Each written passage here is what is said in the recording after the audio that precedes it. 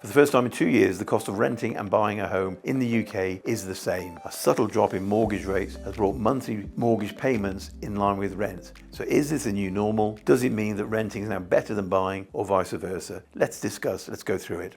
According to Hampton's, average monthly mortgage repayments for first-time buyers with a 10% deposit now sit at £1,328, just below the average rent of £1,356. It's a major shift from 2 years ago when it was £48 cheaper to rent, and prior to that is even greater disparity.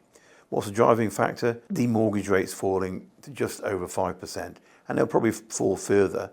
So will that mean it become more interesting to buy or to rent going forward? Buying has historically always been a better deal. Looking back over the last 4 decades, it's been cheaper to buy than rent in 64% of the months since 1987.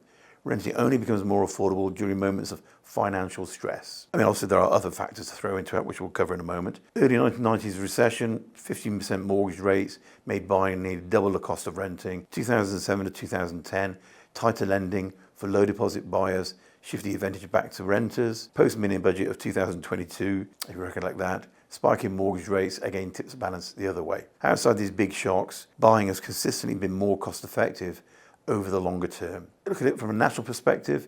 In Greater London, the average rent for new lets has fallen by 1.7% year on year to £2,255, the lowest level in 2 years. And why is that? Because people just can't afford it anymore. They're just not willing to pay those prices, so they're not going to do it. Hence, it's reached a ceiling. But it's a mixed picture nationally. Sorry to interrupt, but if you're enjoying this piece of content and would like to find out more about buying property and our key 10 steps to doing so, then pop your details in the link below somewhere and grab a copy of our book, 10 Steps to 10K, the Expat Property Playbook.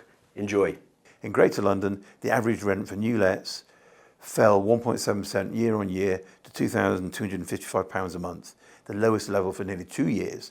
In inner London, saw an even bigger drop, 4.4% on new lets. Renewals were down by 0.1%. Why is that? Because people haven't got the stomach and the availability anymore of cash to pay anymore. It's just not there. So they're just saying no and they're going to move out. Out of London, rents are still climbing. New lets up by 1.2% and renewals up by 4.7%. Across the UK as a whole, new lets rose by 1.5% year on year to 1356, as already quoted.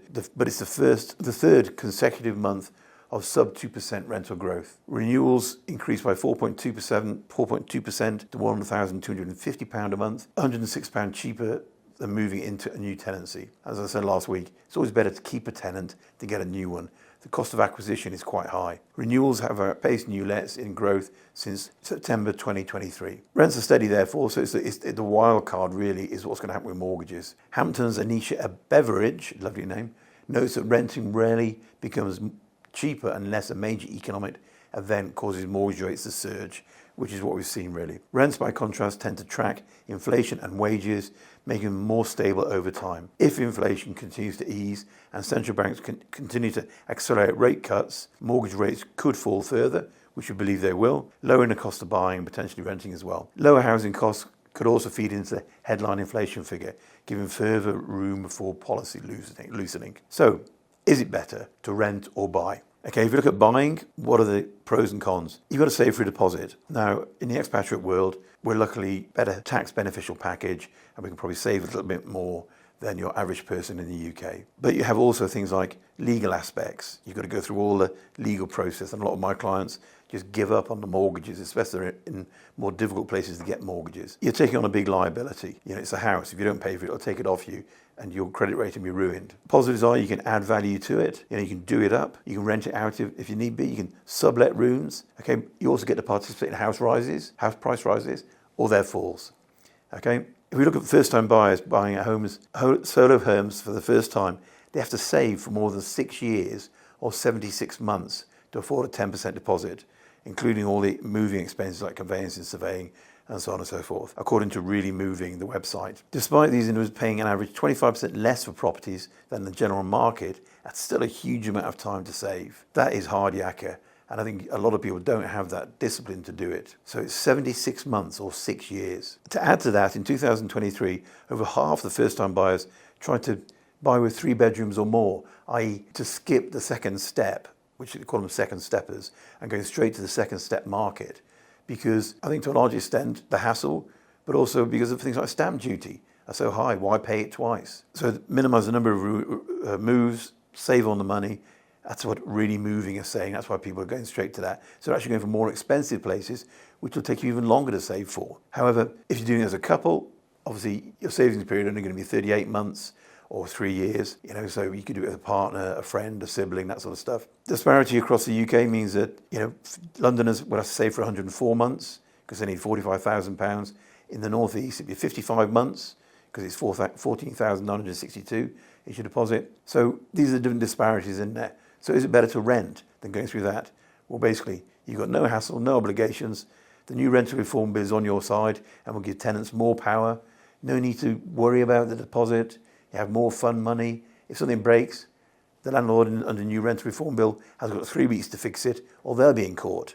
So which is the best? You've got to work it out for yourself, what people will be doing. From our perspective, I don't see any end to the rental market. It will continue to go up. So that's it for this week. Let's end with a few questions if we can, and a few comments. JEDW52010, 2 days ago, he says, fantastic post, thank you.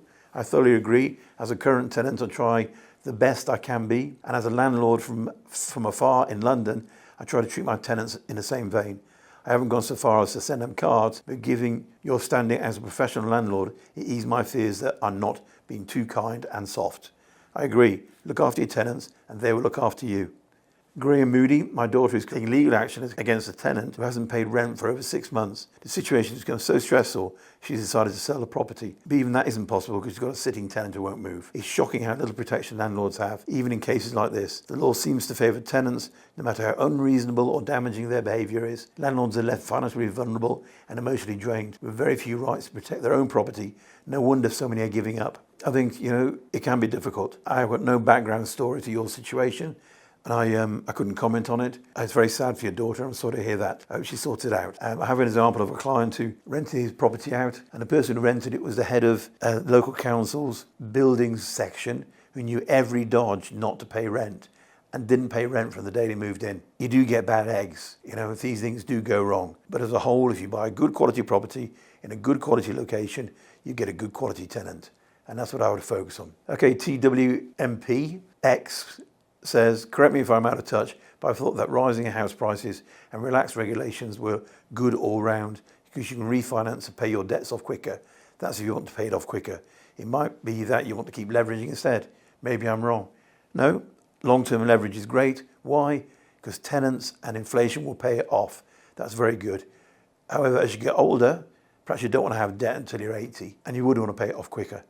So it is better from that perspective. Pros and cons for both. It all depends on each individual's cycle and their place in life. So that's it. Market wrap for this week. Thank you very much for listening. I hope you enjoyed it. Do like, subscribe, and don't forget, get on and get our ebook. Okay, it goes like hotcakes, and I've not heard anyone yet say it was a bad read. And to be fair, it's a very simple read because it was written by someone like me. Thanks very much. Cheerio.